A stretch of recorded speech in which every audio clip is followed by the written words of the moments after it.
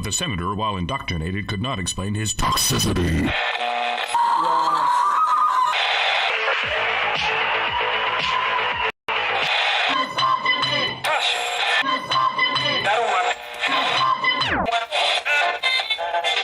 You should not listen to men's rights advocates if you want to know what they have to say.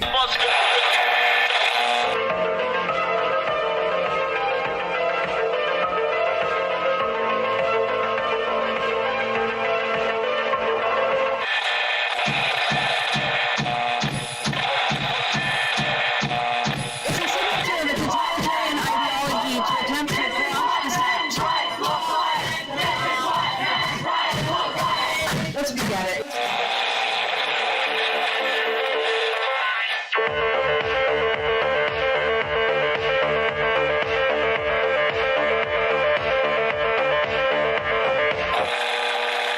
Number ZZ9 plural Z alpha. Number ZZ9.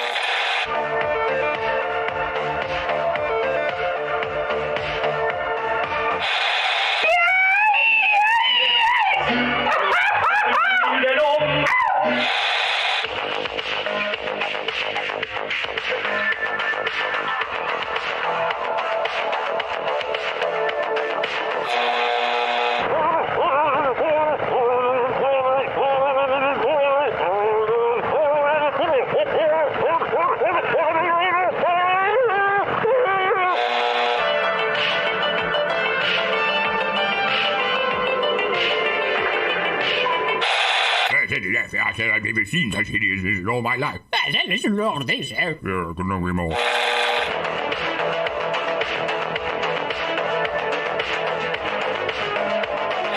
Like a furry torpedo to the jugular. This is Honey Badger Radio. Radio with Buddy.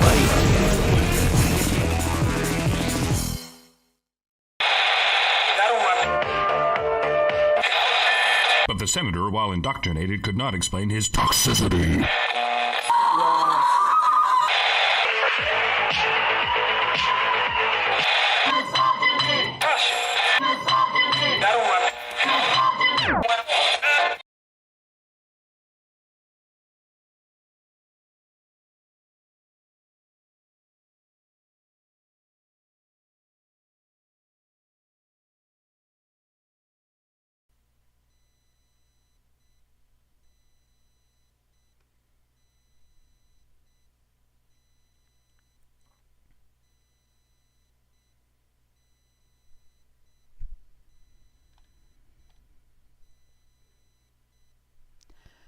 Hello and welcome to HBR Talk 297. How did women's studies rely on men?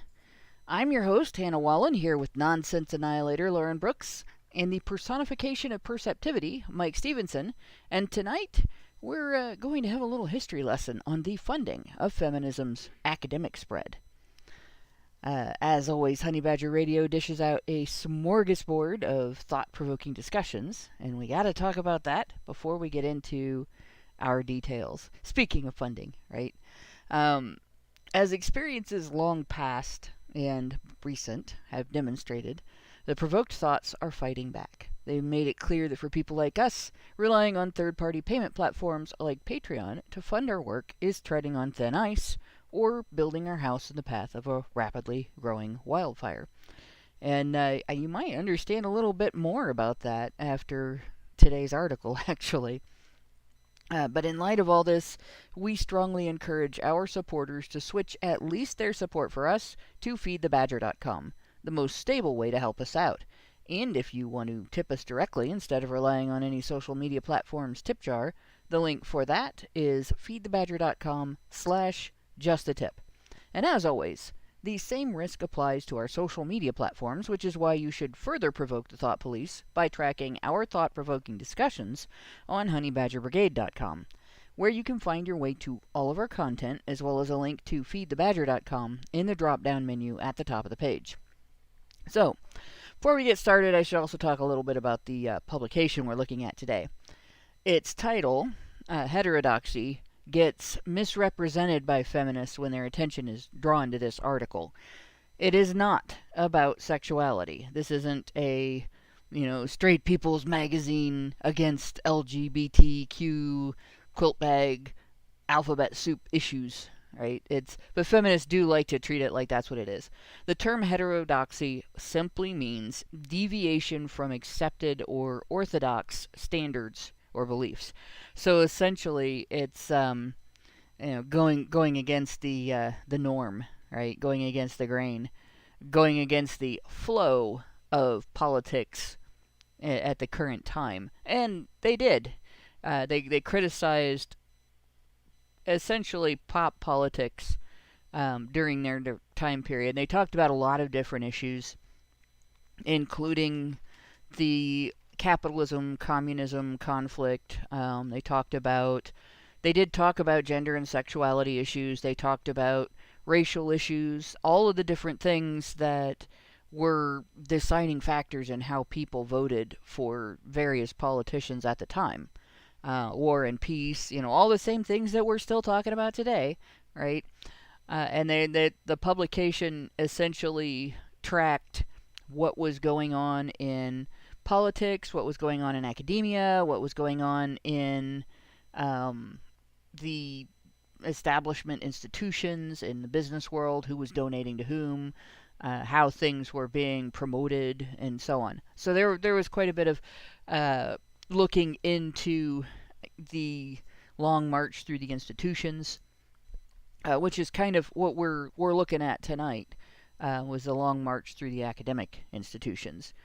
And feminists can't really dispute the things that are talked about in this article in regard to how feminism really got its funding, how feminism was kind of promoted by men, not necessarily just any men, but the most powerful, the men that feminists call the patriarchy, like funded their academic movement.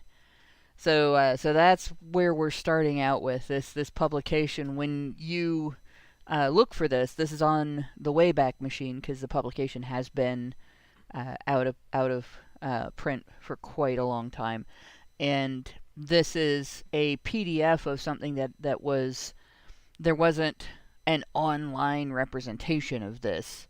Right? This is from 1992.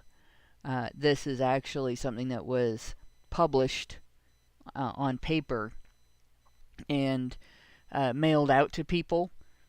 So this was not. This wasn't something that would have originally been seen outside of people who were interested in this subject and the subject of heterodoxy to begin with, political heterodoxy. The article title is Women's Studies Imperialists. Apologies for the image, but I'm going to tell you right now. I love the armpit hair. I know. It really does it. This is from 1992, okay? So this is not commentary on modern gender issues, not commentary on the trans and turf war there at all, because that was kind of a newer thing at the time. And these two pictures here, you can see sort of, one's not very visible because it's behind us, but you can see the face of the academic on the left there, and then you can see the face of the butch on the right there.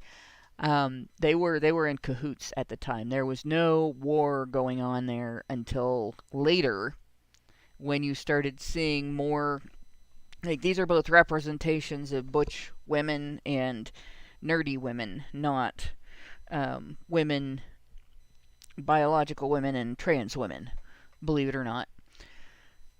So yeah, she has the biceps of a man and a bodybuilder. Yes, it's back in the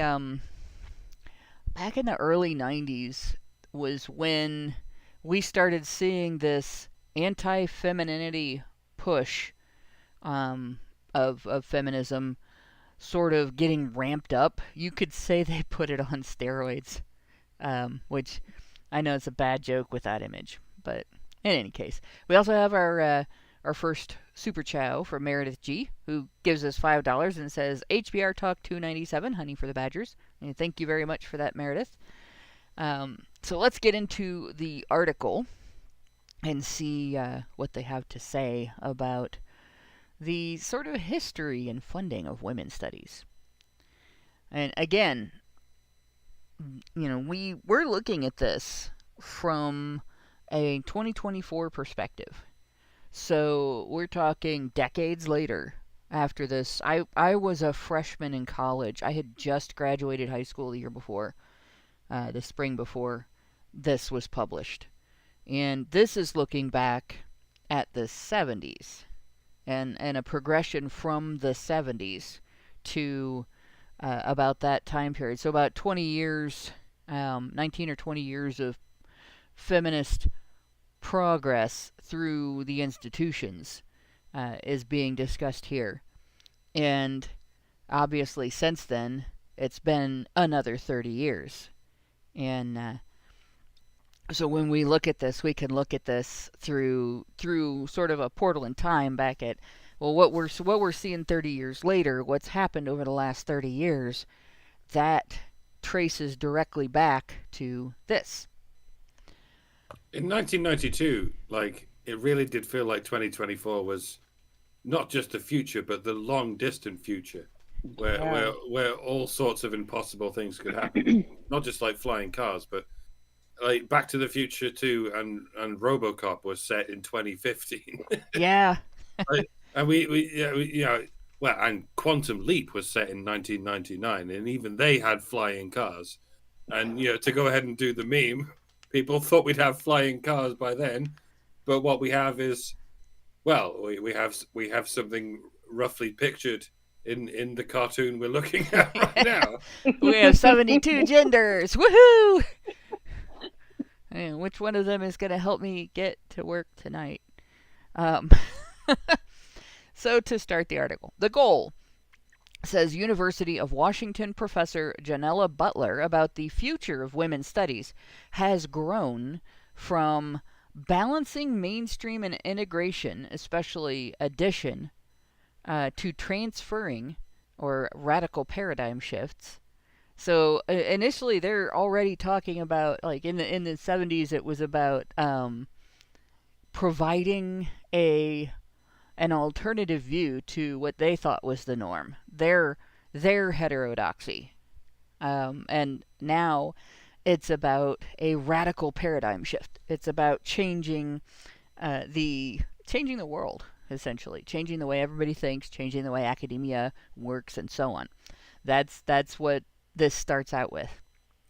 The paradigm shifts Butler is talking about are away from the Eurocentric, male-based, heterosexist, sexist, racist, and classist orientation of college and university curricula. So this, all of those terms, all those buzzwords that we're used to seeing on Twitter, we're used to seeing all over, those were in use back then. We're talking, 30 years ago, this was the language of feminism. And it probably was the language of feminism 20 years before that. Women's studies even trumps ethnic studies, which need to be transformed because they are generally male-centered and scholarship, sexism, and heterosexism. It's interesting they've got this in the middle, sandwiched in among all these things. They're male-centered, which doesn't really matter. They're sexism and heterosexism.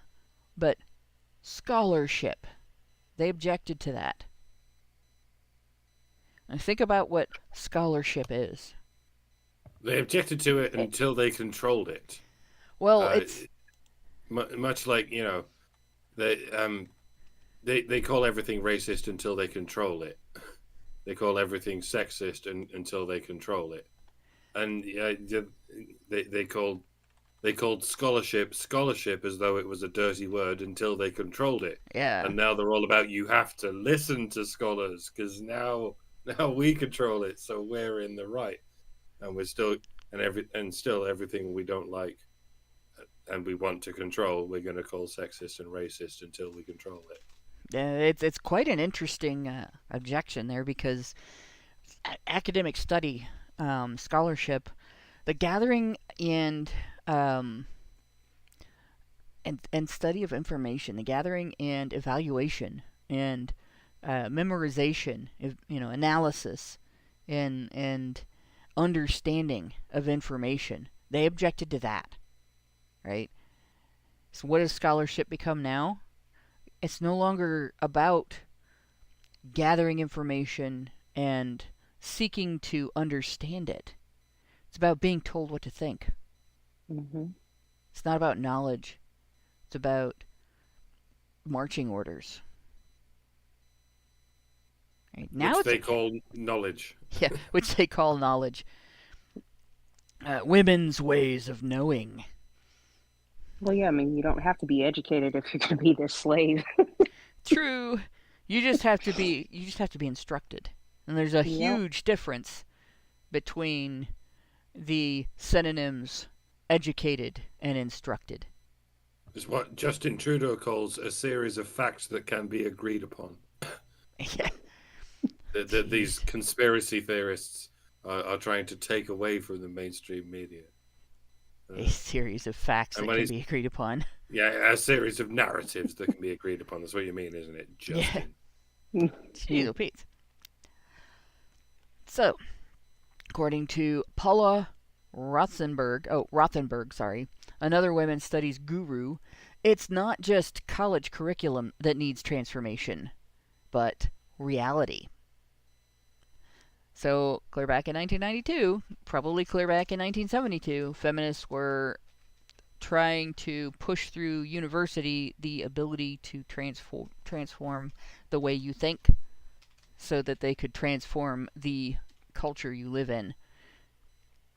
The Marxist feminist Rothberg puts the word in quotes itself. Mind was male, nature was female, and knowledge was created as an act of aggression. The fuck? That's what she says.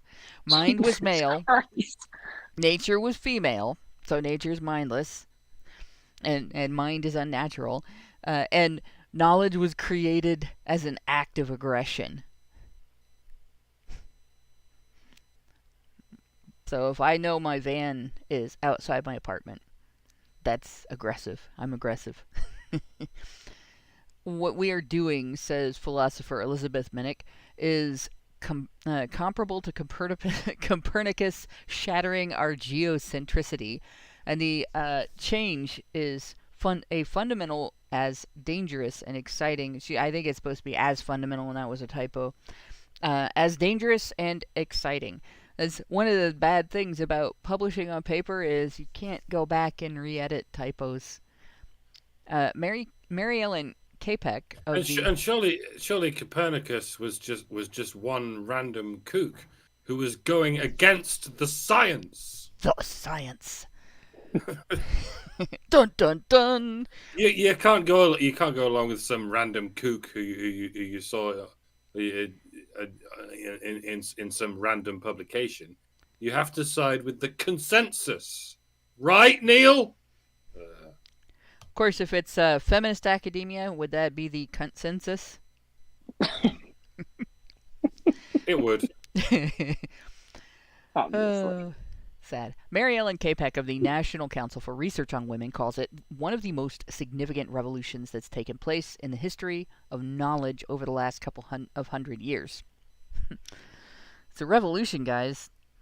Totally a revolution. One of the most significant. Now, has been pretty significant because what they went through and did, is started out with just women's studies as a class, right? Women's studies was I think 5 days a week, so it was a 5-hour class. Basically, you would get 5 credits for taking it, which is pretty good. You might need only take 2 other classes that quarter or that semester in order to get the number of credits you needed. But in any case, that was it. once you took it, you had taken women's studies. That was the extent of the entire academic reach at that time. And over the last 30 years, it has stretched from a class to a course of study, an area of academia where you could take the first course and then go on to the next one and the next one, and they would all fall under the category of women's studies. And then they expanded a little bit more and started calling it gender studies and added LGBTQ issues and also more ways to demonize men. And then they started branching it out into psychology, business, and other, education, little other areas where you might find the coursework wasn't called women's studies, but you had the influence of the women's studies department on these other departments, where the people that were writing the books that the professors were using to teach the courses were former women's studies graduates or women's studies minors, or had taken enough women's studies courses that it influenced their outlook on their particular field. And that's sort of, this was the start of that. So clearly the apotheosis, I don't know if I'm saying that. Yeah, apotheosis of women's studies has arrived. A moment whose grandiose tomorrow the world rhetoric might provide laughter if it did not accurately capture the temper of the times. In fact, however, it has been a swift and amazing trip for women's studies, from what some critics regard as a jerry-built discipline to dominatrix of the contemporary university. Unknown prior to 1969, when the first official program began at San Diego State University, which I will point this out too. That was the first in the United States. Women's studies actually originated in Australia. Women's studies has, in slightly more than 20 years, grown like Topsy, a character in one of the books that has insisted be accorded a central place in the canon. At the end of the 70s, there were over 100 women's studies programs at schools across the country. By 1977, there were 276. The number shot to 350 programs and over 30,000 different courses by 1982, and continued to grow during the Reagan years, supposedly the dread era of oppression and cutbacks. Would anyone like to count the number of men's studies courses? I believe it's still 0. But that's because every study is men's studies, right? Right. You have to use feminist math, Mike. You have to take that class as well. I'm sure it's under the gender studies umbrella. Yeah. You see, chemistry is actually men's studies. Physics is actually men's studies. Music and fine art and liberal art, everything except women's studies is men's studies. And we Yep. And we need to dominate everything until everything is women's studies. And they've made some headway in that long, slow march through the institutions, haven't they? Yeah, feminists did create coursework that they called men's studies, but it's not about, feminism is about how oppressed women are and how the history of being a woman in civilization, in modern civilization, is one of disadvantage and discrimination and all that. Men's studies is not like that. Men's studies is about how men went wrong and need to be feminized in order to fix them. Like, that's the whole focus of men's studies. What's wrong with men? And now it's all under the rubric of gender studies, which does the same thing. And so we have both of them, women's studies and men's studies, really their main focus is, well, what's wrong with men and how is it hurting women? Like, that's their whole outlook. And yeah, it's all under the rubric of gender studies, or now they're calling it interdisciplinary studies, because they're absorbing ethnic studies, which was its own thing in the mid 20th century, at the time that women's studies started coming about, and they pretty much have managed to eclipse ethnic studies with interdisciplinary studies by making ethnic studies a part of their department. Like, it's still in a lot of universities, they'll still have an ethnic studies department, but it'll be run by women for the most part. Or if it's not run by women, it'll be, ostensibly run by a few men and dominated by women. And the professors with the most say so in, what are we gonna add to the curriculum or dump from the curriculum this year? What's no longer okay for us to say? What did we teach in the past that's wrong now? Blah blah blah. That's all controlled for the most part by women. Men will enforce it.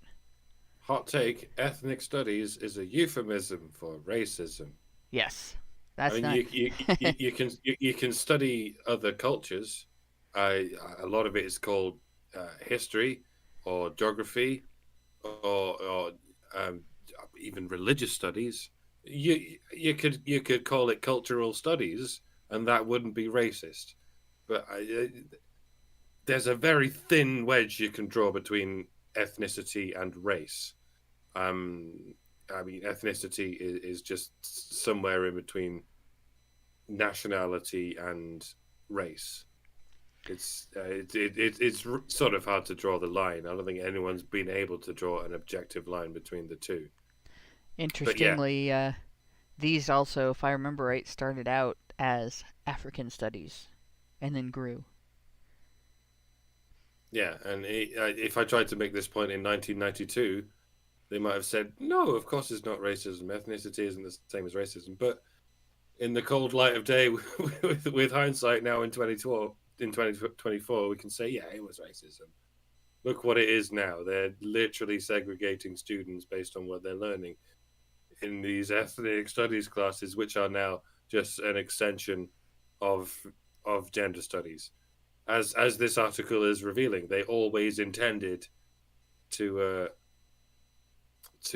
colonize ethnic studies under the agenda of gender studies. They most certainly did. In fact, I think I would say they wanted to unite as a means of presenting a unified front that, if you criticize one, the other comes to its defense by saying, oh, that's racist. And if you criticize the other, the one comes to their defense, oh, that's sexist. You're just a patriarchal, imperialist colonizer that's trying to shut down the voices of the oppressed. How dare you? We're going to have our whole little indoctrination program here, and there is nothing you can do about it. And it worked. It worked very well, and there's a reason why it worked very well. It wasn't just a bunch of women coming in and making proclamations and demands. There was more to the situation. So yeah, even during the Reagan years, when we're told that our federal government was suppressing feminism and gender and sexuality issues, the LGBT community, the racial communities that we're trying to get rid of affirmative action, which was really kind of ramped up in the 90s. So after the Reagan era, but it did exist as a thing during the Reagan era. It's contrary to their whole narrative. It expanded during that time. Right. Like that. That's like getting a fucking a world tour. Jesus Christ, 30,000 different courses. That is like Yeah. that's not little. That's big time right there. You know, and 30,000 then it different just courses about how women are oppressed. right, and then putting it that way is so fucking hilarious. But yeah, and not only did that, but like it kept increasing and is still, I'm sure, increasing. You Oh, yeah. know, they're like merging and turning into one glob of insane rhetoric. But Uh, yeah, funny. yep. And on the discipline's 20th anniversary in 1989, my junior year, end of my sophomore year, beginning of my junior year in high school, um, there were 530 programs, which has since increased to over 620. And that, again, this is written in 1992. It's So, crazy. That's like you uh, just it's like getting signed to Def Jam back then. You know what I mean? Like yep. art, artists come out and sign contracts that aren't as good as that. Of the slightly more than 3,000 accredited colleges and universities in the United States, which that has grown exponentially as well, because it's big business talking high school kids into thinking that they need some sort of certification in order to get a job, and talking employers into thinking that they need some sort of certification in order to demonstrate that somebody is going to actually be a good worker. And they eliminated pretty much the concept of, it used to be you get a job and you would get trained. You would get different, you'd work with different managers. You might actually take a class before you went out onto the sales floor or the manufacturing floor, or whatever you were doing in your workplace. They might you might get might get trained on machines. You might get taught a set of rules and policies that you have to follow. Like when I became a nurse's aide, I had a 3-week course, and they still do the 3-week coursework for nurse's aide training, but now you can actually go to a trade school and get that. You don't actually get it necessarily from your employer. You can. A lot of employers do still have their specific institutional training, because one of the things that they discovered is you don't get your institutional philosophy toward how care is provided to your patients taught to your future employees if they go to Apollo Career Center to learn how to be a nurse's aide instead of the Valley Nursing Home, where they get hired and then they take the Valley Nursing Home's 3-week course and get the same testing. You have to take a test from the state. It's like a medical board test, except it's like a really miniaturized version of it, because you're only being tested on the things that you have to know to be a nurse's aide. You don't even have to get tested on anatomy and physiology for that at all. Like you could actually not know the term leg and probably pass that test. You could not speak English very well and pass that test. If you were in an English-speaking country, or Spanish in a Spanish-speaking area as well. But yeah. I wonder if all those people are going to get their student loans paid off by Biden. I wonder if people who probably. studied gender studies in 1992 are retrospectively going to No, have their it's student loans paid off by Biden. What? He can't do it because the Supreme Court told him he can't do it. He's fucking going to do it anyway. Yes, that's not an impeachable offense. I'm not a dictator. That other guy is. Loo, where am I? I think it's only going to extend to people who are currently in debt. So, for instance, my husband paid off all of his debt. He won't get anything out of it. But it's definitely going to pay millennials and Zoomers for their votes, right? Which is going to be interesting, because there's half the time I talk to millennials about politics and stuff, one of the things I hear from them is that they don't vote because voting is a scam. It doesn't make a difference. Like, your vote is just one vote and blah, blah, blah. It's exactly the opposite of what Gen Xers were told about voting and what Zoomers are getting told about voting. So what the result of that is going to be is that millennials, I think a lot of them, their voices are just not going to be heard in politics. Like, everybody else is going to make the decisions for them, and the millennials are essentially left out in the cold because such a small percentage of them is voting. Unless, of course, the impression that I'm getting from talking to real people is not representative of the generation, and perhaps maybe polling can say differently that a higher percentage of them than I'm encountering are actually voting, which I hope, I hope a higher percentage is actually voting. But in the meantime, if Biden buys their votes, maybe it's not a good thing if they start voting. But your vote shouldn't be for sale. In any case, so of these slightly more than 3,000 at the time accredited colleges and universities, over 2,000 of them, according to the American Council on Education, offer some form of women's studies.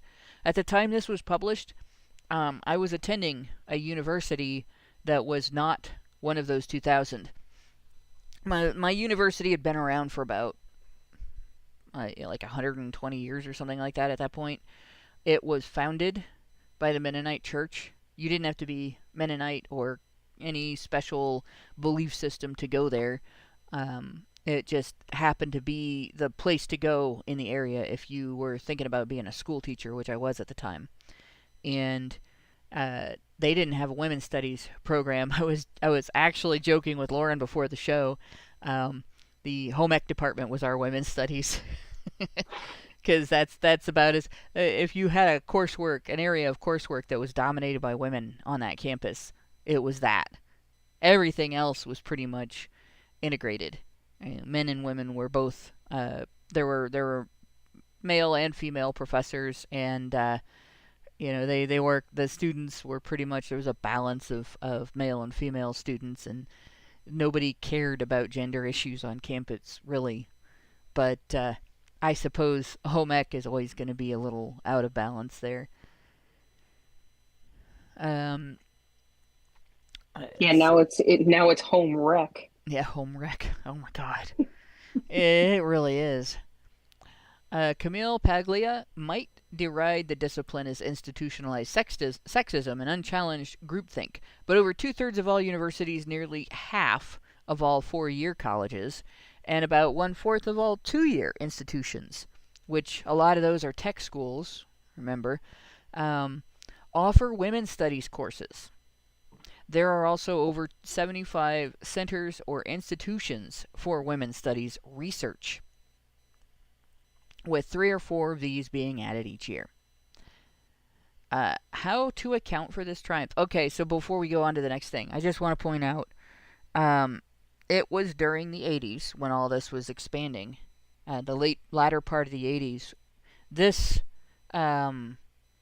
article was published a few years after Mary P. Koss's iconic study. I hate calling it a study because it's really her survey, from which she concluded at the time that 1 in 8 students, 1 in 8 women of university age had been raped by the time they got graduated from university campus. Propaganda.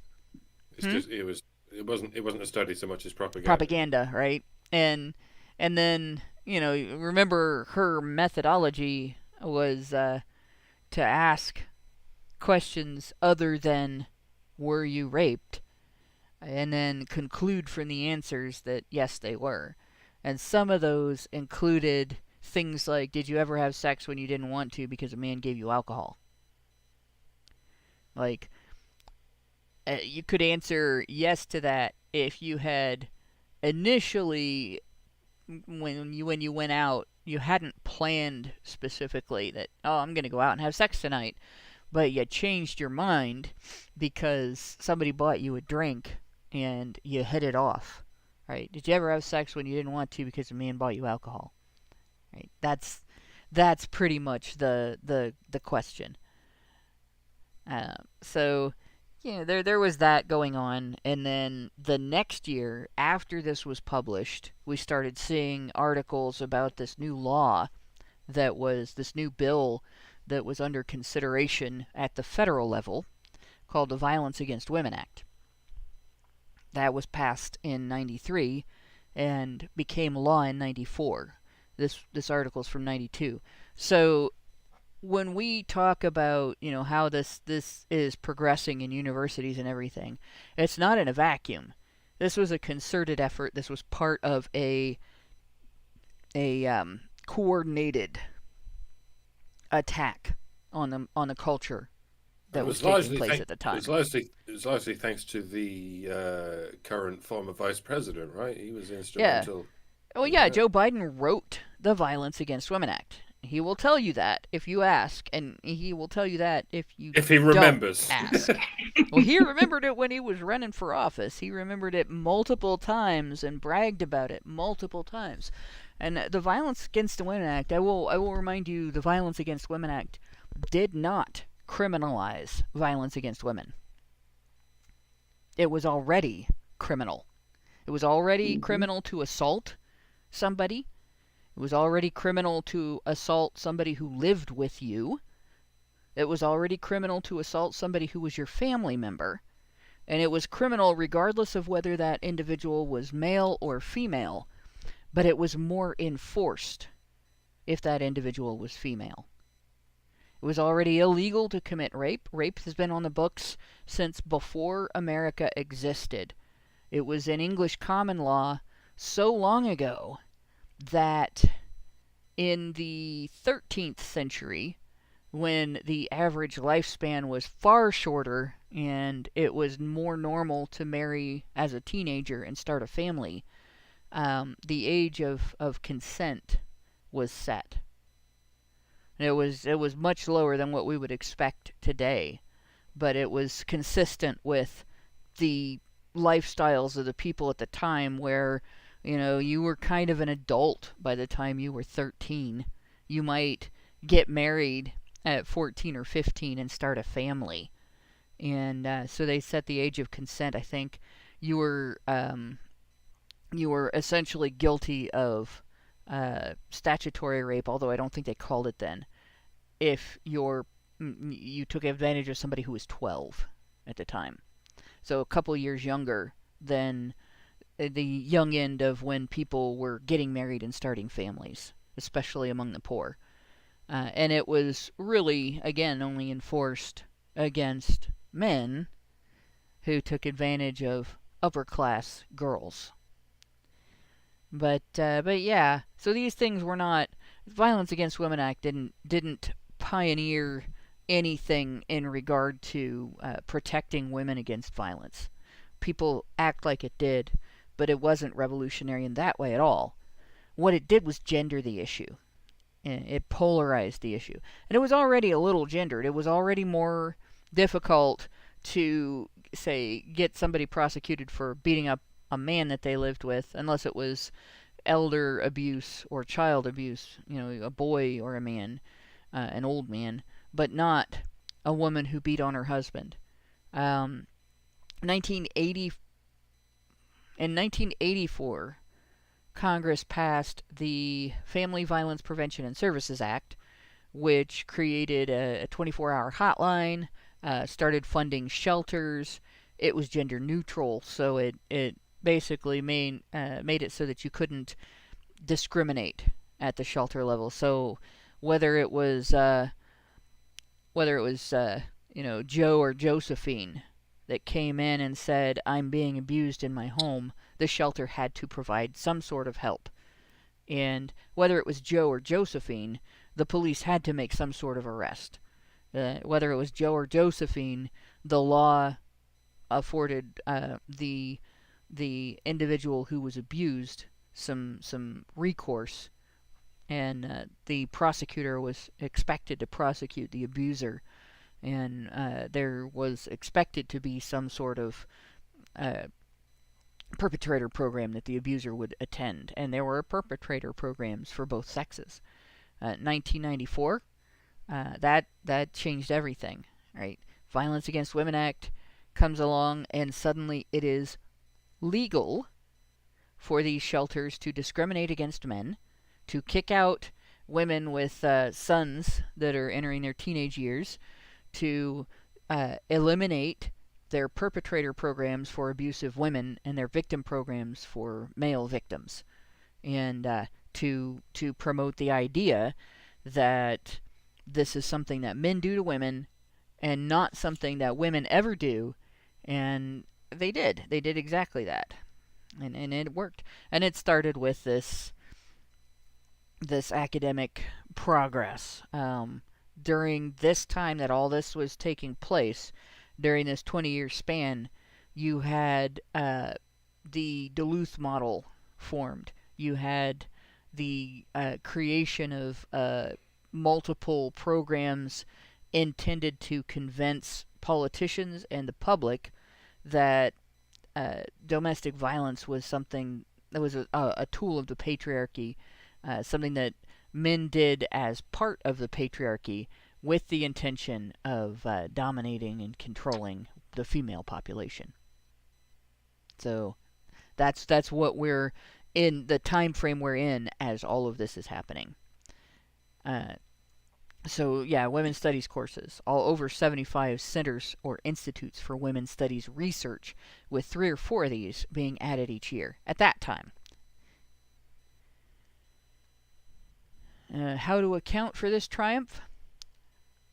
Partisans of women's studies, of course, feel that the discipline has succeeded simply because of its intellectual power. Others say that its growing influence has been created, not earned, that the power of, and we have to go to the next page here, which if you guys in the stream are not watching the stream, you just need to go to the left side of the page and scroll down to 11 and open that. But I'm going to flip over to it. So we had the power of women's studies is political rather than intellectual, and that this is a synthesized revolution brought into being by the big bucks of philanthropic organizations, like the $6.1 billion, that's back then, by the way, $6.1 billion Ford Foundation. I would expect the Ford Foundation probably has more than that now. Quite a bit, exponentially, again. Like the increases that we have seen throughout our time have been just unbelievable in terms of how much money is involved in this so-called grassroots revolution that has been taking place. Let's see. Make sure I'm caught up with the chat here too. So we have some super chows that are applicable. Richard Bier gave us $5 and said, I have a degree in interdisciplinary / gender / women's studies. Now, would you like fries with that, you misogynistic stuff, a bigot? The sad thing is that's not the way it works, right? You get, yeah, they all have jobs in HR. Yeah, they all have jobs in human resources or in the domestic violence victims advocacy industry or industrial complex, or they're working as gender studies professors in other universities. Then he gave us another $5 and said, just how much difference is there between ethnic / African studies curricula and a certain type of war propaganda related to a regime led by a failed artist with an odd mustache again? Actually, that's not far off. There's quite a bit in ethnic studies that is fairly similar to the propaganda of that particular war. The only prominent difference I see is that the logistical mobilization to carry out the same thing but directed at a different demographic, hasn't been spun up yet. Am I wrong about this? Well, there are people talking about it on social media, but of course, it's that actually is grassroots, so it gets quashed very easily. Richard Bier gave us another $5 and said, what kind of degrees/qualifications have been obtained by certain degenerate artists who contributed to their employer losing their special autonomous status for their employer's certain property again? Yeah, that's another one. Gender studies heavily affected the art departments, the arts and the humanities. They actually had the capability, if they so desired, to actually construct a nuclear power plant in their district. Yeah, the legal capability. I don't think they would have been able to. They wouldn't have understood. They would have been shouting at the building to manifest its nuclear properties and demanding that it follow the science. Yeah, Richard, you do have a point though. They probably are all brainwashed. Then let's see, Packard Excellence. So Tom says currently the Ford Foundation is over 10 billion. 10 billion. Yeah. I mean, not that that's not a lot, but I would think that it had grown a bit more than that, but I guess not. Well, among other things, they give away a lot of money. So, but at the same time, like they're funding shit like this, right? They're funding this. They've been funding shit like this for decades. What they haven't been funding is efforts at culturally changing the economic situation of the bottom ranks of the economic spectrum. People not for the better. Yeah. People who are just incapable of either earning a living because they don't have the skills, the knowledge, the understanding, the personality, whatever, or managing their money.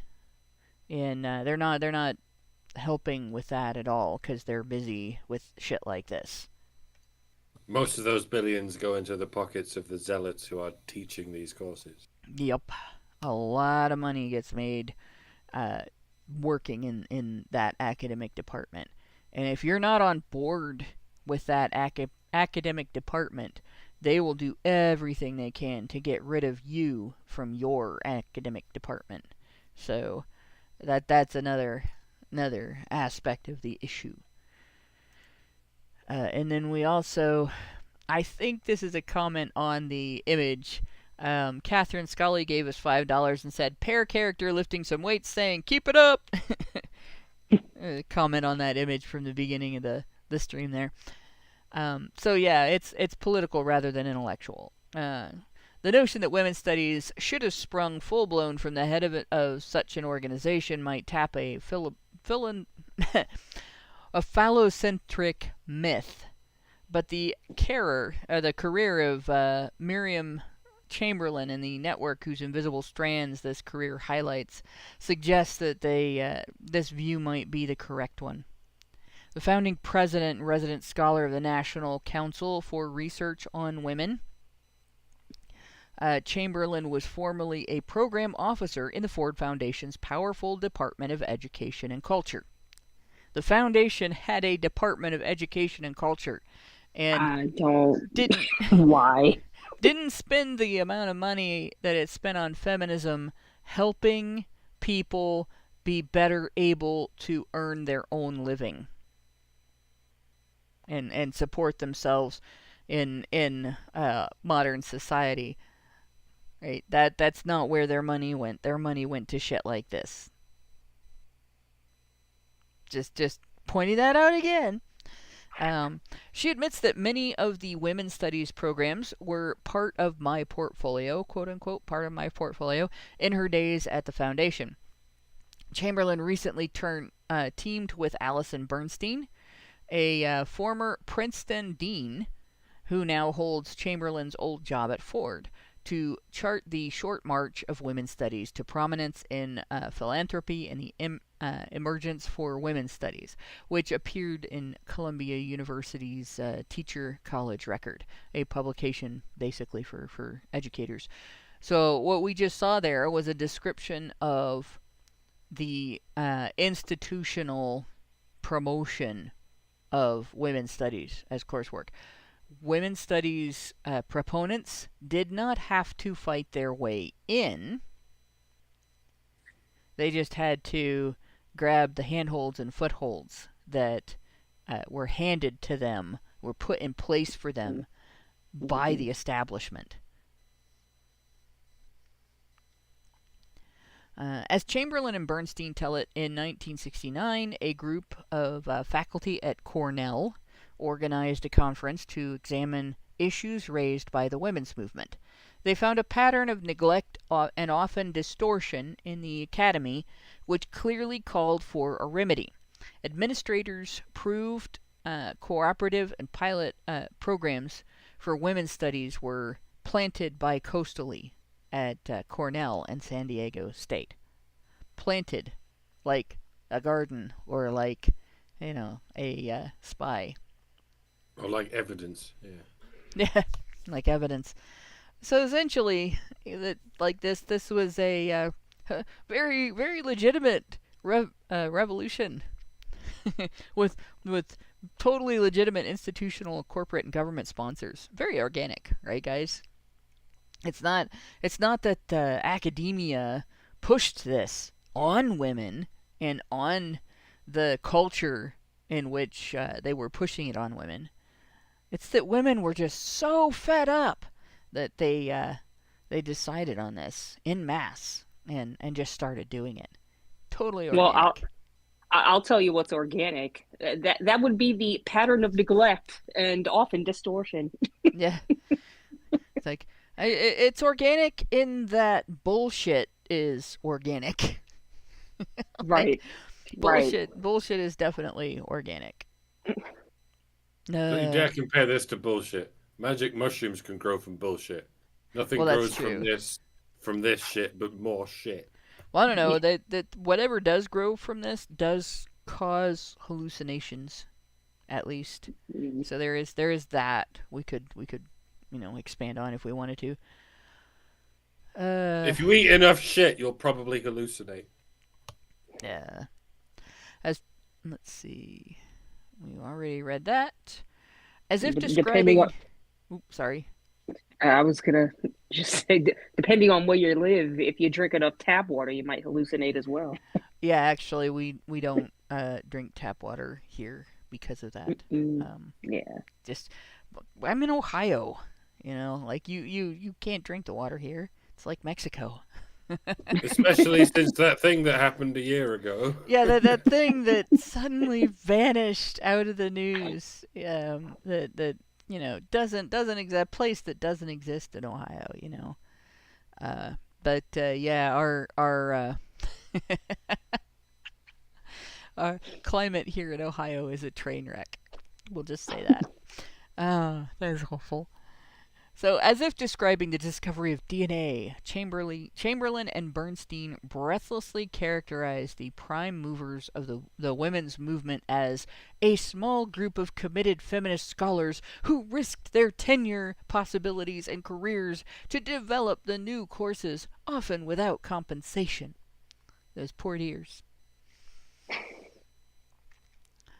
It was at this stage, they add, that Ford entered the picture, giving the brave pioneers a sympathetic reception. When they asked for seed money to grow their revolution.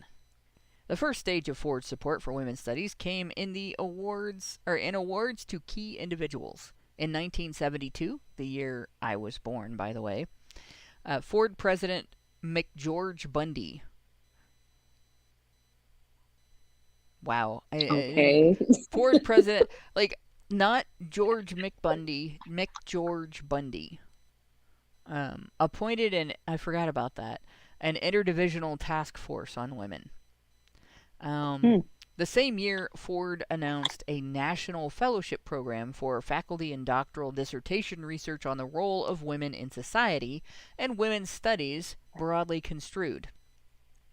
Ford gave $655,000 for faculty fellowships.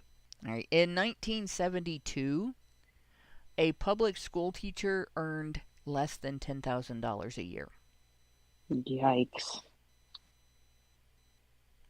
Ford gave $655,000 for faculty fellowships, $375,000 for doctoral dissertations, and $65,396, rather specific there, for individual scholars involved in 130 projects.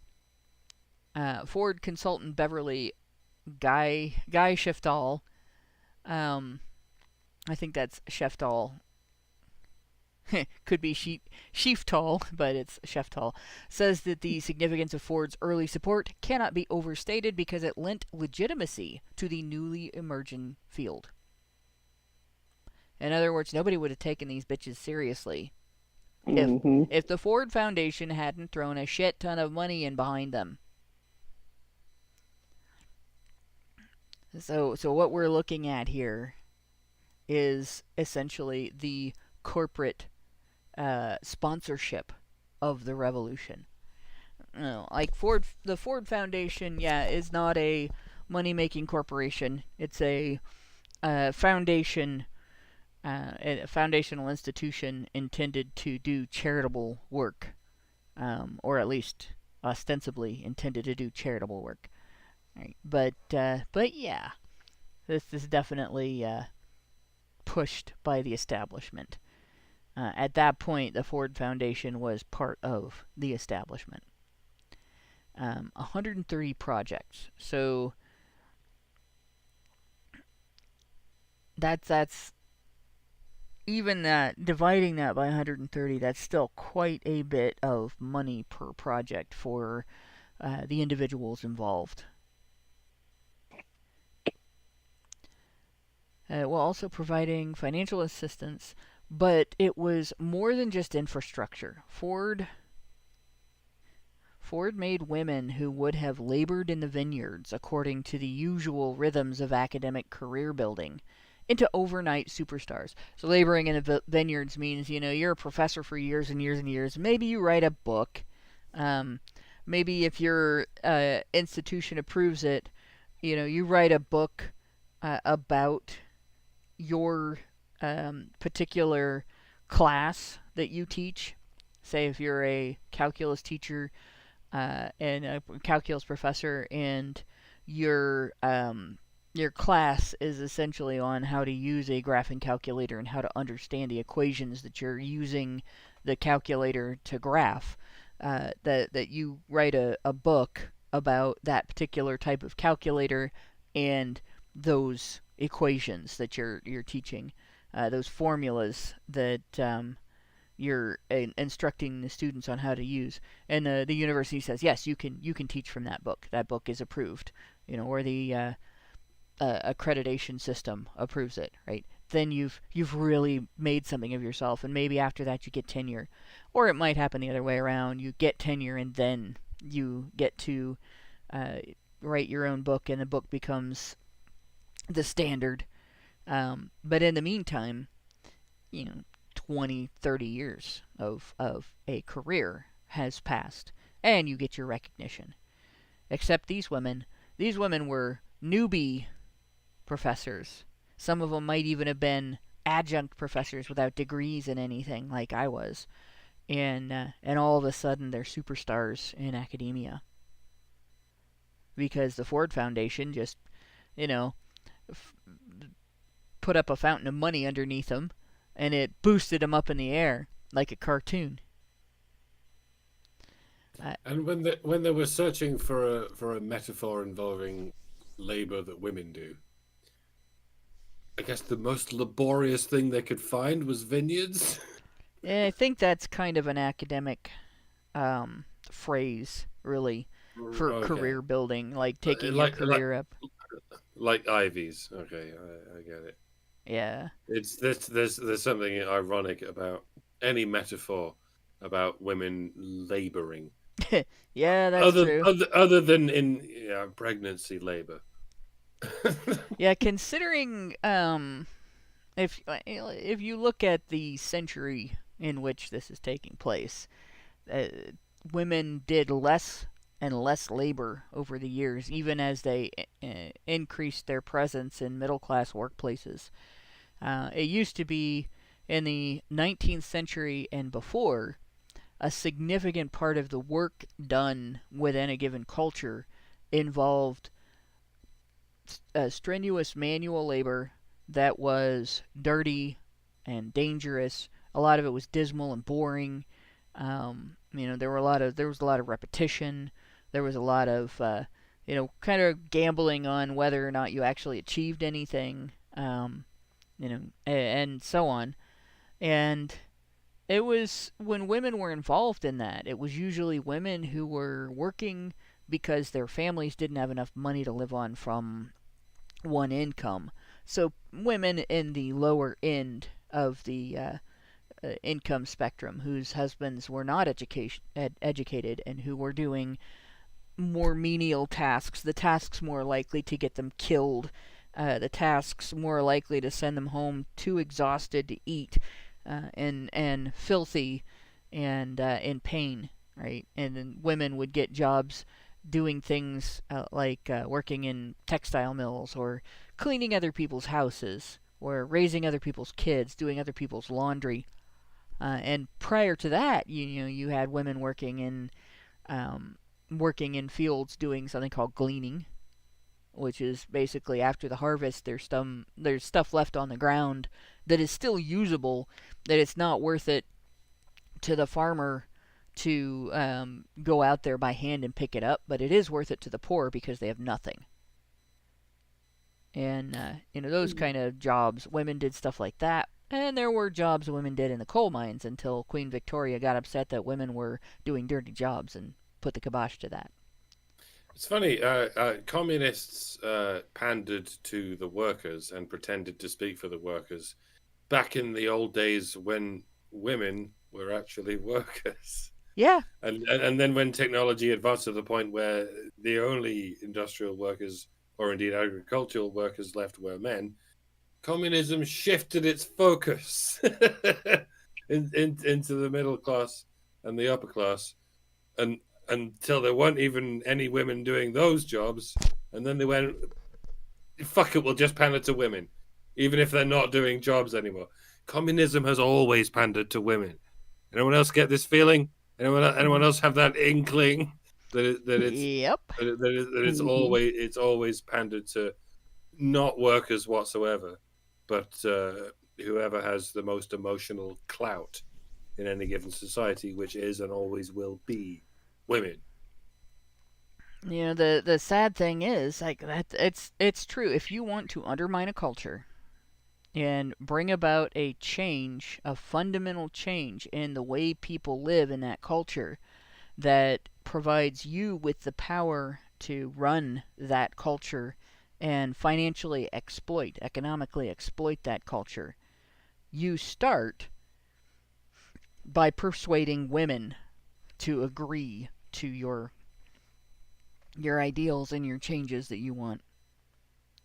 Because if you try to fool men, if you try to pull the wool over men's eyes, like, men are accustomed to doing what is working, and they don't want to stop doing what is working. They want to continue doing what is working. And if you come along and tell them that the results that they are seeing aren't real, and that they're the bad guys for trying to achieve those results, and they need to change everything they're doing because belief systems and philosophies and isms and phobias and shit, men will tell you to fuck right the hell off. Unless you can provide them with some concrete evidence that lives will be improved by making the changes you're demanding, men will just tell you to fuck right the hell off. Right? Women, on the other hand, women will listen to a beautifully stated lie and just buy everything about it. Right? And be like, yes, yes, take my brains, shape them into what you want. I will be the instrument of your change in society. And it's a lot harder to get women to critically evaluate this kind of political, double talk that feminists have come up with, that communists have come up with, than it is to get. There are men that will fall for that shit too, and obviously there are women who won't, or there wouldn't be women at Honey Badger Radio. All right, but there wouldn't be a Honey Badger Radio because it was started by 3 women who are not like that. But the fact is that, in terms of the majority, in terms of the average, in terms of the norm, what I just described, that's it. And women will go right along with it. And if there's a war, and one culture wins that war, dominates the other culture, what ends up happening is the men get killed and the women join the new culture. Right? Women are more malleable that way. The overwhelming majority of women will just morph into members of the new culture. So that's just a fact of life. It's not a good fact, but it is a fact. Let's see.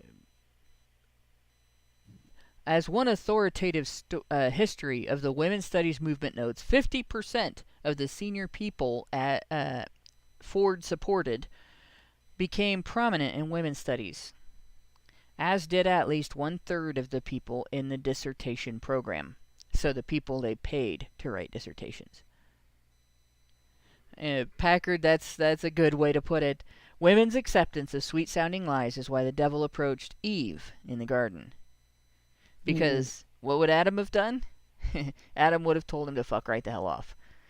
But yeah, so these women, the backbone of the women's studies academic invasion came from the Ford Foundation. It was sponsored. It was establishment promoted. It was not grassroots.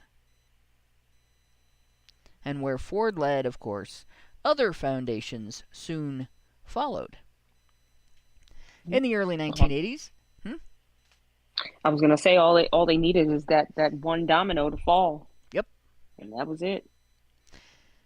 Yep. In the early 1980s, Ford commissioned Catherine Stimson, a Rutgers dean, to write a monograph called Women's Studies in the United States, which shows that with the possible exception of the Jerry Lewis telethon, every other philanthropy involved in education, heavy hitters like the Rockefeller Brothers Fund, the Andrew W. Mellon Foundation, the Helena Rubinstein Foundation, the Russell Sage Foundation, the Exxon Foundation, this is a name everybody should be familiar with now, the Eli P. Lilly Foundation. All know who Eli Lilly is now, right? And the Reverson Foundation jumped on the bandwagon Ford set in motion. So here we have, originally, the backbone of the start of the women's studies invasion of academia came from the establishment, the Ford Foundation, and then they got their steroids. This stellar lineup alone would have been impressive enough, but private philanthropic funds attracted public funds as well. Soon the governmental agencies funding women's studies included the National Endowment for the Humanities, right? The Fund for the Improvement of Post-Secondary Education. These obviously were blanket things that funded other things that expanded their funding to women's studies. The National Institute for Education, and then this last thing, the Women's Education Equity Act. All right? So what is that? That is an act of Congress. An act of Congress to fund the feminist invasion the feminist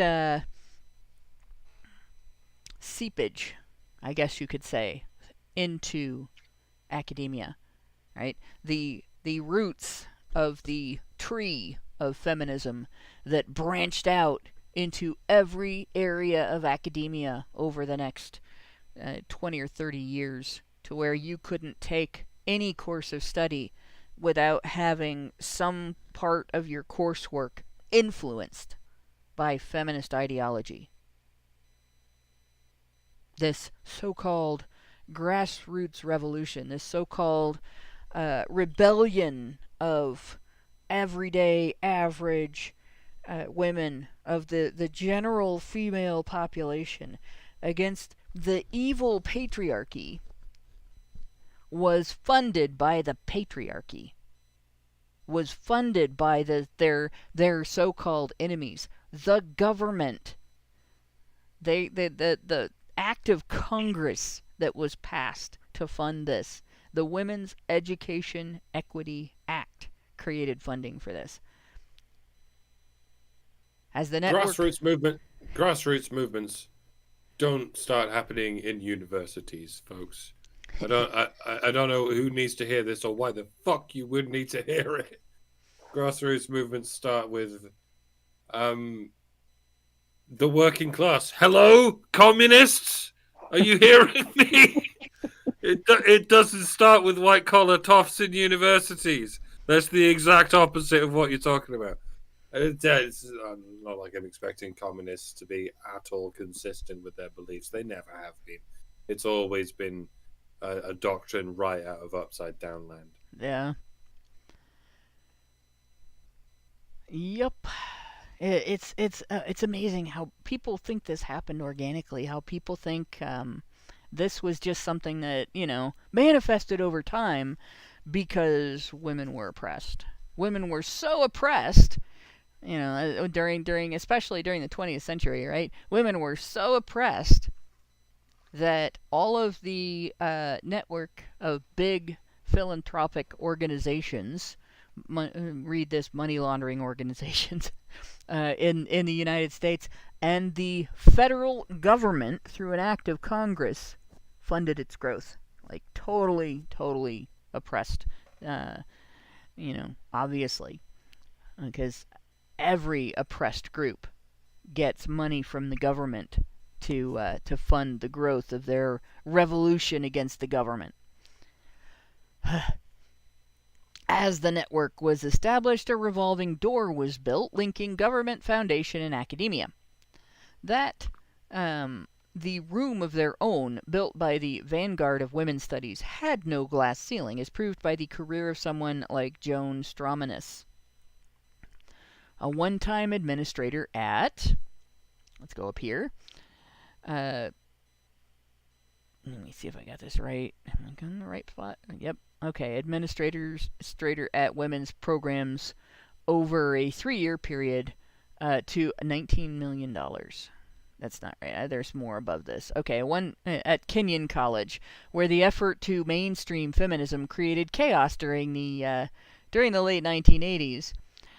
Stromanis is now a program director at the Fund for the Improvement of Post-Secondary Education, which has an annual budget of $15 million and a mandate to improve post-secondary education through a broad range of reforms and innovations. So she goes from... Are we going to acknowledge the nightmare fuel that is that picture? Yeah, we're gonna acknowledge that. Yeah, she goes from administrator at a single university to a program director at an organization that is specifically about education to benefit multiple universities. And yeah, this is Catherine Stimson. Whoa! Look at that shit. Not a good picture to begin with, but she does This nigga kind needs of to look play like... the Joker. Look at that. She looks like she's about to eat you. Oh, that's Rocky from The Mask. Oh my god. No, she does. She looks like a zombie in that picture. It isn't one of the problems with a lot of these publications. Like, I think this publication may printed that picture a little too dark, and every bad feature in the face is emphasized by the photographer chose a bad place to photograph her. She was obviously photographed outdoors, in bright sunlight, and so every shadow and every highlight emphasizes like how the cheekbones stand out, where the smile wrinkles are in her face. It makes her look garish, where if the photographer had simply used fill flash and allowed a little light to hit her in the face from directly on instead of up above where the sun was, the dark shadows under her eyes wouldn't have been so dramatic. The dark shadows under her cheeks wouldn't have been so dramatic. And then you also would have seen less contrast in the image. It's overly contrasty. So this woman looks way worse in that image than she probably does in real life. But just saying, you can make somebody look really bad with imagery. We saw that also with the images from what's his name?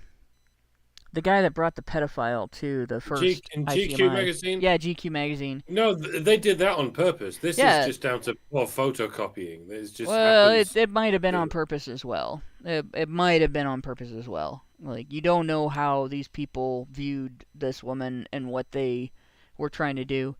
And it's always been a thing, right, between political factions that, whether they have legitimate arguments or not, people with perfectly legitimate arguments would still try to uglify their opponents. And it's just, I don't like it. I think it detracts from the arguments, from people taking the arguments seriously because it's immature. But it is a thing. It is possible that this was due to incompetence, due to lack of professionalism, lack of understanding of the technology they were using and everything. But either way, and I'm largely going by the way feminists pose for photographs even to this day. Oh yeah, they grin like a Cheshire cat, like butter wouldn't melt in their ass. It's called Duper's Delight. Yeah. Oh my gosh, yeah. But yeah, so she goes to being in charge of a $15 million budget in the 80s when teaching careers were like $20,000 and $30,000. She claims that women's studies has never been a primary focus of FIPSE, but the numbers suggest otherwise. As early as 1973 to 75, the organization was allocating $2.3 million for projects about women. That's pretty vague. Very vague. And again, this is going to academics. And remember, in 1973 to 1975, we're still at or under $10,000 a year for their annual salaries. The money they make isn't that much. So if they can get a piece of that $2.3 million, that's a big bonus for them, right? If somebody gets handed $500 in 1973, that's like that's more than a month's worth of groceries. That's maybe two or more months rent, depending on where they live, or a mortgage payment. That's quite a nice. You could actually buy a pretty good used car for that much. And yeah, not a bad little chunk of money. It is not inaccurate to say that FIPSE carries the ball, which Ford inflated. By 1979, Ford had granted more than $30 million to, quote, advocacy, research, and curriculum projects in women's studies. Beverly Guy Sheftall says that as a result of its own Women in the World report, Ford more than doubled its funding for women's programs over a 3-year period. to $19 million. The stage of the revolution had arrived. Yeah, revolution. It's a revolution against the establishment that is paying for the revolution. Paved with cash. Yeah. I mean, how can you call it a revolution when the people you're revolting against are paying the bills? Right. Here, attack us. Kick our asses. Oh, God. In 1974, Ford funded the Institute for Research on Women and Gender at Stanford University. Another big mover and shaker there. Where they did the prison experiment. Yes. Susan Faludi would eventually write her book Backlash at the Center, showing how the agenda of women's studies involved outreach from academe to popular culture. Over the next 6 years, Ford provided core support for women's research centers at Berkeley, Columbia University, Harvard, and the University of Michigan, and the University of Wisconsin. By 1983, 12 more centers got Ford money. These institutions, say Bernstein and Chamberlain, provided models for the rapid expansion of campus-based research centers that followed. Like the one at Kent State University. Yeah, Packard says, in 1974, I could have bought a nice 1965 Olds Cutlass convertible for $600. That would have been nice. Like we had in the 80s, we had a Plymouth Grand Fury 3. Would have looked similar to the old Crown Victorias that the Blues Brothers drove through the mall, the cop cars. It had the two headlights side by side on the front. It was real boxy. But I think my dad paid like $200 or $300 for that car, and we must have drove it for like 15 years. Drove the shit out of it, actually. I missed that car. That was a great car. But yeah, 1965 Olds Cutlass in 1974 would have been a nice car for $600. Can you believe how small they're making cars now, man? Shrinkflation. Yeah. Give me a break, man. It's not my fault. I'll tell you what, the legroom is disappearing. That's something I'm noticing. Let's see, included in this category. Included in this category are the Southwest Institute for Research on Women at the University of Arizona, which services a 4-state region, and other centers at the universities of Washington, Duke. Everybody remembers what Duke was famous for in the men's rights movement, right? The Duke lacrosse false allegation ordeal. North Carolina and Memphis State. In 1982, Ford and the Charles Stewart Mott Foundation helped establish the Spelman College Women's Center. That was, I think, the first women's center in the United States. Stage 3 of the Ford Blueprint for Women's Studies. Remember, this is a revolution, guys. Well, Ford's running it now at this point, right? It's a blueprint for women's studies, not something that the grassroots is running. Stage 3 of the Ford Blueprint for Women's Studies consisted of support for publications and associations. Ford was a major funder of Florence Howe's feminist press, which Miriam Chamberlain and Bernstein call one of the most influential advocates of women's studies. The omnipresent Chamberlain is herself a member of the board of directors. Howe and her associates used a Ford grant to produce Who's Who and Where in women's studies, which listed some 3,000 feminist teachers and 5,000 courses in over 2,000 colleges, and enabled the troops in this war on curriculum to coordinate their efforts. So we now have Ford calling the shots. We have Ford funding the shots. We have Ford firing the shots. In this totally grassroots, very legitimate, organic women's revolution. And by the way, in the middle of a woman-hating patriarchy, where women have what? No power and no influence. And they just need a little bit more. Yeah, just a little bit more and things will be okay. The patriarchy will be defeated if you just give us some more money. A network congealed around the journals, the growth of which, say, Bernstein and Chamberlain, has been phenomenal.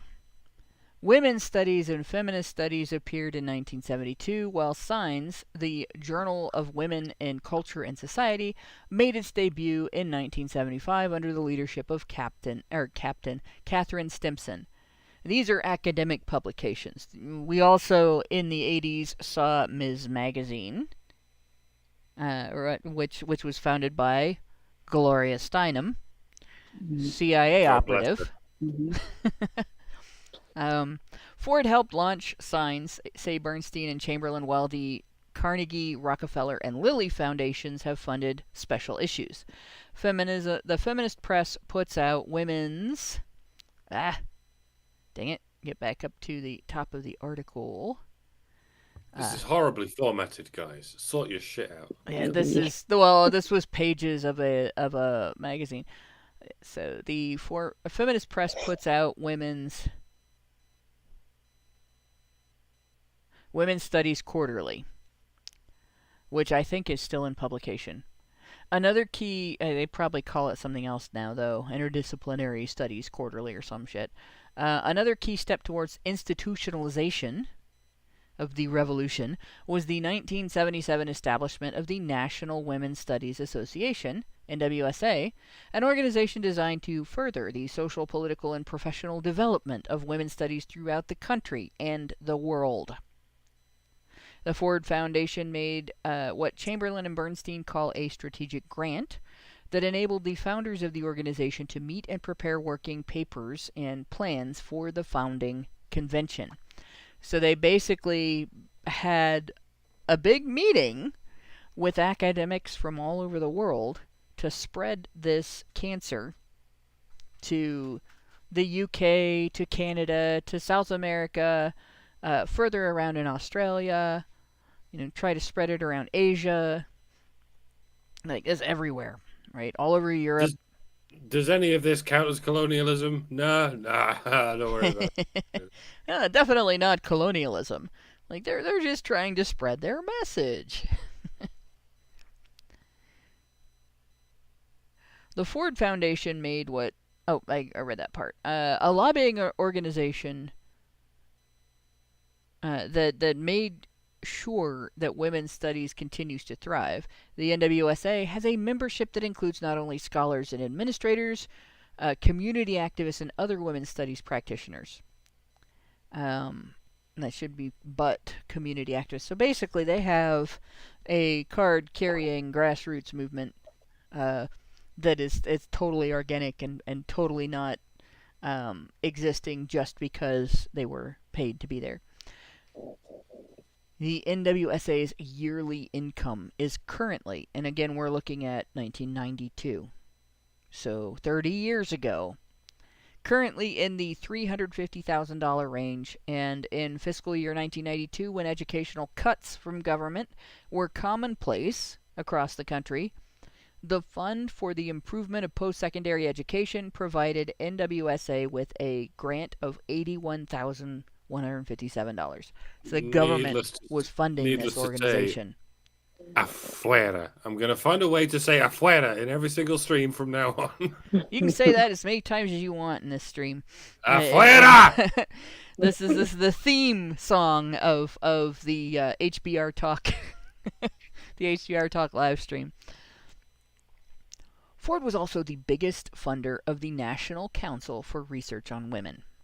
According to NCRW documents, since its beginning in 1981, there have also been grants from such obscure entities as Prudential, Rockefeller, and American Express, Pew Charitable Trust, Aetna, Chevron, IBM, Mobil, Pacific Bell, and the U.S. Department of Labor, Sears, Metropolitan Life, Apple Computers, Ballantine Books, Philip Morris, and Xerox, among others, funded the National Council for Research on Women. How many of these organizations do you need? Can you tell me what one of these does any different than the other? I mean, I don't understand. They just slap a different acronym on it and, just fund a bunch of bitches in there doing whatever women's studies is and studying and researching women. What the It's progress. Come on, it's the current year. Progress must progress, guys. The first 3 stages of the revolution in women's studies were wholly effective. Individuals were handsomely supported to create a demand for the discipline. Research centers were established to institutionalize it. So that would be, what do they say about discrimination? Something institutionalized discrimination. But yeah, it's, yeah. Then journals were created to give it a simulacrum of intellectual respectability. At the same time that professional lobbying organizations were built to protect its gains. And remember, professional lobbying included lobbying for the Violence Against Women Act that provides more funding for this shit. There is funding in the Violence Against Women Act for research done by these organizations on domestic violence. They paid academia to put a feminist spin on this particular social ill, on this family problem that affects both sexes. Yet, in a way, all 3 of these stages were only a prologue for what comes next. Sort of a booster rocket for the ultimate payload. The payload is transformation. Under the current plan, women's studies will no longer simply be localized in separate departments on campuses like other disciplines. This is again, remember, this was decided 30 years ago. Now it will be integrated and mainstreamed into every nook and cranny of the university. So the prediction is it's going into everything else, transforming the entire curriculum of higher education. Once again, Ford has been instrumental in what its advocates hope will be the last stage of permanent revolution. As early as March of 1985, Ford launched a project designed to enable these women's centers to collaborate with minority scholars and racial ethnic studies programs in planning and implementing projects to incorporate research and teaching about women of color into the undergraduate curriculum. Ford projects at institutions including UCLA, Barnard College, Metropolitan State College in Minnesota. Should be paying attention to Minnesota. And the University of Puerto Rico are calculated to achieve the same end. In 1989, Ford also funded the work of the Mainstreaming Minority Women's Studies program. As in other stages of the revolution, other foundations have joined the effort at transformation, as have government agencies like the Fund for the Improvement of Post-Secondary Education, which currently makes grants ranging from $15,000 to $150,000 per year for such projects. Karen McTeague Musil, former director of the National Women's Studies Association, was how many okay, how much networking do you need there? was recently the Right. recipient of a recent 3-year FIPSE grant to assess the progress of women's studies in transforming the curriculum all over the country. So this is where, in the late 80s, this is where they started seeding out like ivy, like the roots of ivy growing on a brick wall into other areas of academia and trying to insert and inject women's studies and feminist dogma, feminist ideology into these other areas of academic study. You know how government was obviously a mistake? Like, and we're reaching the point where it seems like democracy in general was almost certainly a mistake. I'm starting to wonder if universities in general were always a mistake. And that goes back a long way. Like, Oxford University is 1,000 years older. Oxford University is older than the Aztec civilization. And I'm starting to wonder if even that was a fucking mistake. Because this seems to be where it was always destined. Like, is there any university course that couldn't be done with an apprenticeship? Like, even if it's something lofty, like the high sciences or something. Like, what's stopping from a private company from having a physics-based scholarship? I mean, or apprenticeship. I don't quite know what the difference is between a scholarship and apprenticeship. I think it's just a matter of vocabulary. Yeah. It's just a matter of what you call it. Like why can't you separate these different courses to different private institutions that can do this without government interference? What's interesting? Did universities ever really need to exist? What's interesting is the difference in how it's handled, right? There are two types of apprentice type means of training that your job can do, your employer can do. One, they will call you an apprentice or an unpaid intern, or a trainee, and you don't get paid for it. The other, they will call you an apprentice or a paid intern or a trainee, and you do get paid for it. There isn't one where you pay the company.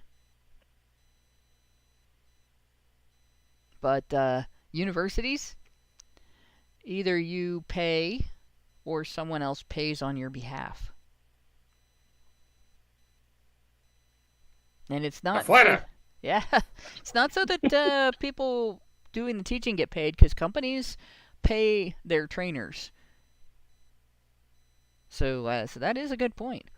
Why not have this be what companies, they handpick people and say, yeah, you can learn this, we're going to teach you this, and you're going to do it for us.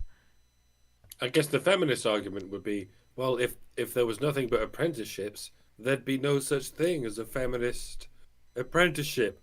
That's right. That's right. That would be perfect. So yeah, the university system embraced this. The establishment embraced it. This was not in any way, like you can see from what we've talked about here. As although we keep getting told over and over again that during the middle of the 19th century, women just en masse got fed up with how they were being treated and rebelled against it. Not true. It is a bald-faced lie, right? This is something that has been pushed by the establishment throughout the last couple centuries, and you can trace the funding of it from the middle of the 20th century on in this manner. And I will tell you, there is an organization called Capital Research Center that I became aware of this article from reading their article on how the spread of feminism was funded. And they traced through feminist organizations like the Ms. Foundation and the National Organization for Women and multitude of other little feminist organizations that do lobbying and protesting and so on, get their funding from institutions like this and from banks, from big companies, from wealthy individuals, and so on. And this is pretty much par for the course with the funding of feminism. And they actually have a book on this subject. I don't have it next to me, so I can't remember the title. But it's Capital Research Center's book about the funding of feminist organizations. And it might just be called The Funding of Feminist Organizations, because that's what it's about. And there's so much information in regard to this that it is worthy of publication as a book and not just a pamphlet. So we're definitely talking, a completely not organic movement. Nothing about feminism has been organic, and it's something I think it's important for people to understand, because early on in the men's rights movement, or at least my experience with the men's rights movement and reading like older writing of the 20th century, the latter part of the 20th century men's rights movement, not the time of Ernest Belfort Bax, but the time period when the National Coalition for Men was started, and when Dr. Warren Farrell sort of found himself kicked out of the feminist movement for not hating men and not pretending that feminists were simultaneously power women, girl bosses, and completely lacking in any progress, right? Like during that time period, it was understood. There was a lot of writing about the fact that this movement was not just this organic revolution, grassroots revolution. But I see a lot of people talking about it now, like, well, this needed to happen because women were oppressed in society and women had to fight back against this oppression, and it was a hard battle that women's advancements are hard won and blah blah blah. That narrative is complete and utter bullshit, and you shouldn't promote it. You shouldn't believe it, shouldn't agree with it, shouldn't accept it, shouldn't let people tell you that, because it is false.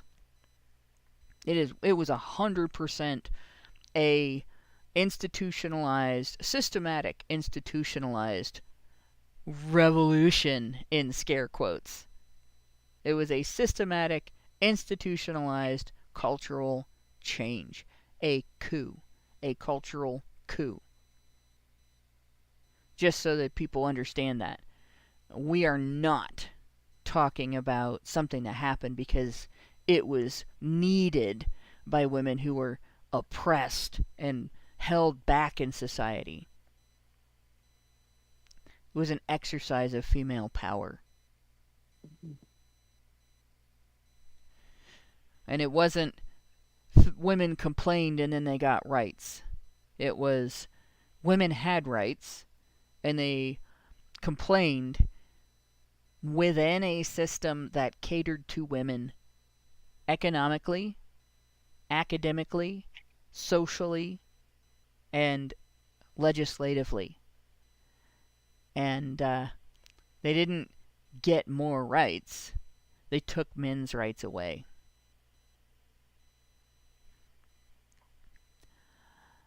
So it goes on. It is something like perpetual motion. In an era of declining budgets, there is money to start women's studies programs, money to keep them going, and money to monitor how efficaciously and revolutionary the revolutionary ends are being achieved. I don't think universities should be in the business of revolution. No. Surely they should be in the business of education. You would think. Or something.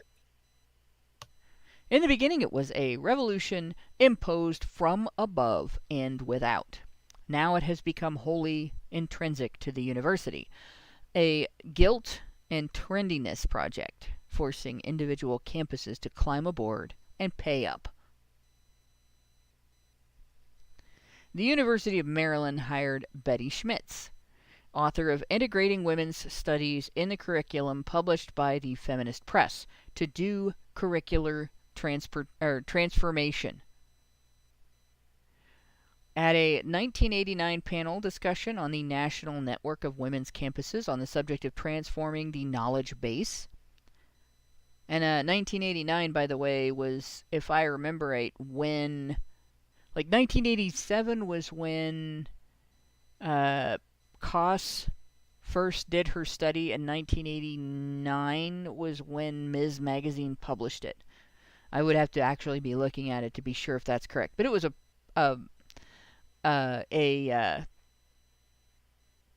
was pretty much around that same couple of years time period. Oh, I see. I didn't put the link in the low bar, did I, guys? Okay, so Jen Bottle and Derek Workman are asking for a link. I will really quick add that to the low bar on YouTube. Actually, I think I can add it to the low bar everywhere here if I update the titles. Is it just me, or was it in and around 1984 when everything changed? Yep, it was pretty close to 1984. Lol. So this is going to be an archive link. Because, again, this is a paper publication that is out of print. So they don't have a website or anything like that. It's just... cancel that. There we go. So it's a PDF file that has been uploaded. So that should show up in... Hopefully that should show up in the low bar for the YouTube video and several others. And I will now put it... If I can figure out how to freaking... There we go. I gotta edit Rumble separately because it's it doesn't work the same with the system, the Restream system I'm using. So let me double check here and make sure I can. There we go. Edit. There we are. So you guys can have this. This is something that actually you should be able to share. Just remember, when somebody, reads it and they're like, oh, it's in something called heterodoxy, that makes it, genetic fallacy, and whatever. Just remember what heterodoxy actually means. As we pointed out at the beginning of the stream, it doesn't have anything to do with gender and sexuality. It's just, today... Today, feminists have everybody associating the word hetero with only that. Right? It's the opposite of homo. Therefore, it's the opposite of homosexual. Right? And that's it. So, alright, I've added that. And when I get an opportunity, I'll make sure and add it to the blog post as well, just in case. So the publication is called Heterodoxy. The article is called Women's Studies Imperialists, and the issue is November of 1992. So we are looking back at a little history here to talk about this funding. Let's see. Do curricular in 1989 at a 1989 panel discussion. I read that part. Schmitz spoke enthusiastically about the university's willingness to put $500,000, $500,000 of its own money into a curriculum transformation project and enhancement of women's studies. All right, let's see, in 1989. I think at a more prestigious than state-level university. At a private university, I think students were spending about $10,000 a year. And at the state schools, like $6,000. So to get $500,000 of its own money, we're not talking students being able to fund this by themselves, right? Universities get grants all the time from donors that went to school there, donors that liked what the university is doing, donors that have an agenda, like the Ford Foundation and so on. So when they say its own money, it's actually $500,000 of donor money and student tuition money, government money. In that time period, in 1989, you already were filling out a financial aid form, a FAFSA, to get funding to go to university. You would be telling your parents' income, telling your academic achievements. You're already able to get money for school for having different ethnic backgrounds than just being white. There was already money earmarked just for girls. So that's where that money was coming from. It wasn't, the university made these investments and got a return on their investments and so on. This is all money that is, universities don't have their own money. They get money from all over the place and then they spend it.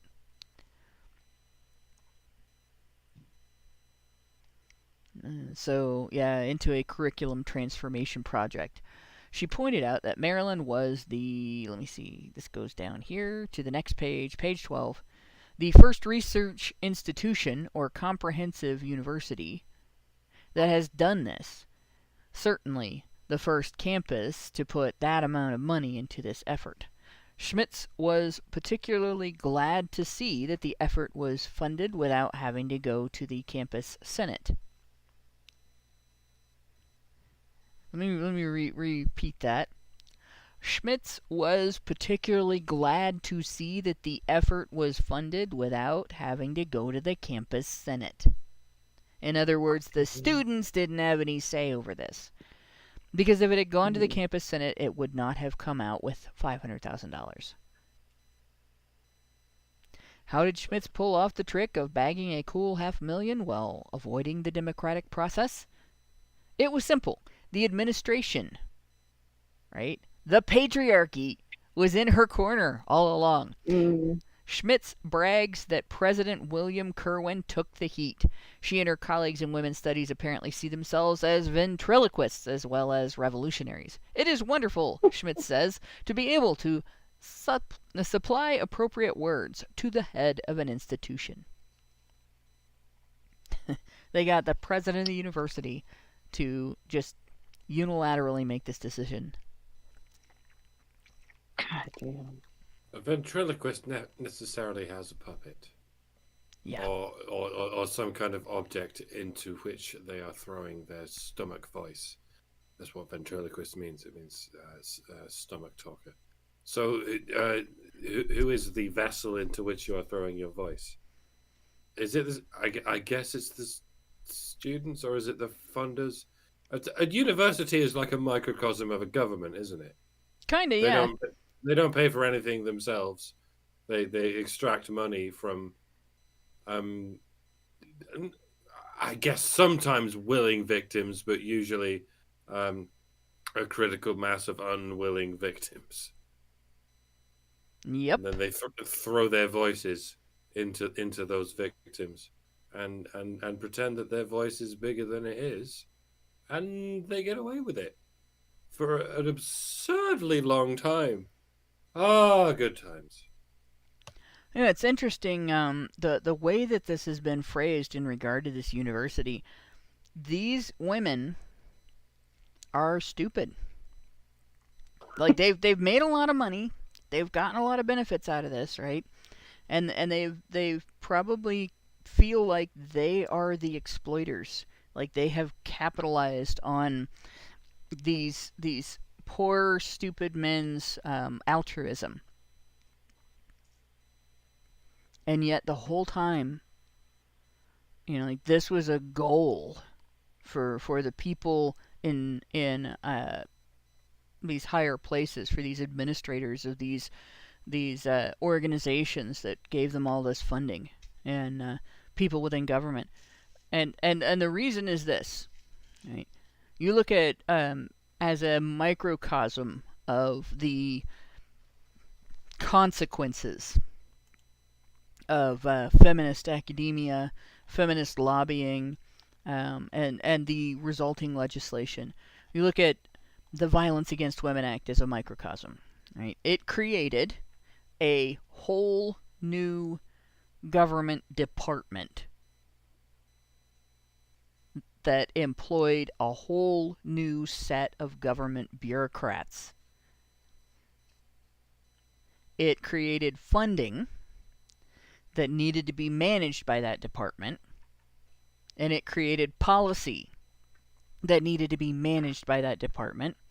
It created inroads against your due process rights to increase the power level of government at every level of government power, from the federal level all the way down to your beat cop in your neighborhood.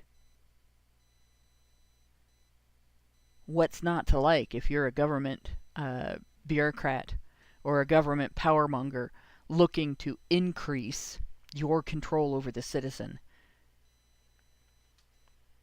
That's what the Violence Against Women Act was really about. Has very little to do with women's protections and women's needs and women's benefits, and everything to do with expanding the power of government. That's all it was really for. Right? These women ushered that bullshit in over and over and over again, with new piece of legislation after new piece of legislation, changes to funding after changes to funding. Right? And now we have this cancer within this systemic cancer within our federal government, within our state governments, within our local governments, within our education system, within our philanthropic system, within our journalistic system. We're extracting it, curing it, killing it is not just a matter of shutting one thing down. It's like it'd be like trying to cure systemic endocrine cancer or blood cancer. You know, you need some sort of radiation, some sort of poison, you know, to kill it. Some sort of systematic, institutionalized injection of change. And like that's going to be a hard one fight, if we win it. But yeah, so that's basically. We're going to probably pick this up again in 2 weeks. Next week we will be back on Twitter in a live space. So we won't be looking at this article. Although we might be doing some recap of this, and we're going back to discussing reproductive issues a little bit with brain fart. Dang it, with Jewel Eldora, yeah. And hoping to get a special guest. We're going to try to nag him into coming on, but we don't know. It's a very, very long shot, so I'm not going to say. But we will be discussing further a bit of, in sort of the context of all of this funding and all these changes and everything. This kind of puts the systemic legislation and push to blame men for women's sexual choices into context as well. So we'll pick back up in a couple of weeks. Women's studies has grown at a prodigious rate, and we'll finish the article and maybe add a little more discussion 2 weeks from now. So with that, let me look and see if I think there might be some more super chows, and I'm just in the wrong... There we go. Chat. Alright, so the last thing we read was about a nuclear... The thing about the nuclear power plant? Okay, so Richard Beer gave us $5 and said, how much of the trope of women getting institutionalized/medicated for mental disorders is a propaganda ploy from a feminist perspective? Movies where the female protagonist is either lobotomized or medicated into practically a vegetable/zombie. So just for the record, something that people... this has been kind of erased from the internet. You don't really see much about it on the internet. What people don't understand is that families could do this to other family members regardless of gender. Right? Women might have been less likely to use this against men whose income came from not salaried work, but hourly paid work or daily wage work. Because if you institutionalized that guy, then he wasn't going to be able to do his job and he wouldn't be getting paid anymore. Right? But upper class women whose husbands had, didn't need a source of income, but actually had money to draw from, might do it. And it's that you could have your partner, your spouse, institutionalized, basically just on your word. And you could have, if you had your parents living with you, or your brother, or your sister, or your children, your cousin, dependent on you because they had some disabling condition or they'd been down on their luck, you could, as long as you had the money to pay the institution to house them, you could just have them incarcerated in a mental health institution against their will, and there was no due process for the individual in that circumstance. So as long as the institution was willing to take them and take your money, it was... The individual had no recourse to stop this from happening. And, of course, feminists object to it having been used against women, but they never say anything about the fact that wives could also do it to their husbands. And the only thing that might have made it the least bit more common for husbands to do it to their wives is that wives were not the breadwinner of the family and husbands were. So a woman financially dependent on her husband's labor would be shooting herself in the foot by doing that. Whereas a guy living with a woman who was difficult to live with, or, maybe he wanted to cheat on her or whatever, if he put her away, he just had to pay a maintenance fee to make sure that the institution would continue to house her. Right?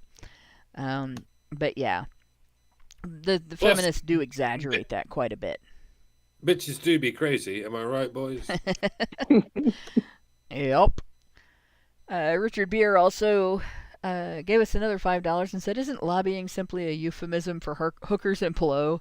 And with that type of lobbying, the visitors to a certain island, were likely more worried about losing their access to party favors than they were about getting exposed. There's different types of lobbying. Some lobbying groups engage in bribery. Some use pressure campaigns. It's a nice career you got there. It'd be a shame if somebody made you look like a misogynist in public and got you out of the favor of the public. Richard Beer gave us $5 and said, creating bureaucracy is a welfare system. Yep. It financially supports people who are otherwise useless in any other way and keeps them from starving to death. Change my mind. So you're asking the wrong person to change your mind if you're sending me that super chat. If you look at bureaucrats, I think I did that video on the bureaucratic mind virus. They are some of the dumbest people in society. And I don't just mean low IQ. I mean, because there's two kinds of dumb. There's people who are legitimately incapable of analyzing things on the same level as everybody else. That's one thing. Like if they are, in any way just disadvantaged, that's not their fault. They can't help that. They can actually try to overcome it, but there's a limit to what you can do about that, right? You got people who are fully capable, like structurally, their brain works just fine. They have every tool in the toolbox. They just don't use them, right? They don't bother. Everything is patterned to them, and they use the least amount of thought process possible to get the job done. So everything has to be fill in the blank. Nothing can be essay, in other words, in life. Like those are bureaucrats, and they are useless in any other way. They could, if they put themselves to it, if they put their minds to it and put effort into it, they could work in the private sector. They could do other jobs. But it's, a much lazier pathway to get a job in government, where you don't have to think about what you're doing. You don't have to care. Let's see. I think that's it. I don't have any super chats left that we didn't read, I don't think. I'm gonna scroll back up and double check. Let me look and see if I copy pasted one before I say for sure. Wrong page. There we go. Nope, the last thing I see is the pair character lifting some weights. We read that one. So yeah, and we don't have any Rumble rants that I can see. I don't see any paid Rumble rants anyway. So yeah, no, that's it. That's all of our super chats and super chows and super duper communications. So there you go. Like I said, next week we will be doing. You can still listen to us on whatever platform you listen to us normally, what you're listening to us on now, because I'll go through OBS like I did last week. But we will also be streaming from Twitter, from X. So you can look forward to that. And we'll have that image up where you can see who is talking in the live stream and who is listening. I think shows too. And with that, I will thank everybody for listening. This is kind of a dry sausage, but I think it was a necessary one, because I'm hearing more and more that stupid ass narrative of organic feminism happening because it was needed. And yeah. But yeah. So thanks for listening to the Dry Sausage. Thanks to my two co-hosts for listening to and participating in the making of the Dry Sausage. Thanks to everybody who works in the background to make HBR Talk happen. And good night, all. See you next Thursday. Y'all. Yes, see you next Thursday. Yes. Men's rights activists are machines, dude. Okay? They are literal machines. They are talking point machines. They are impossible to fucking deal with, especially if you have like a couple dudes who have good memory on top of that too. Holy shit, you're fucked.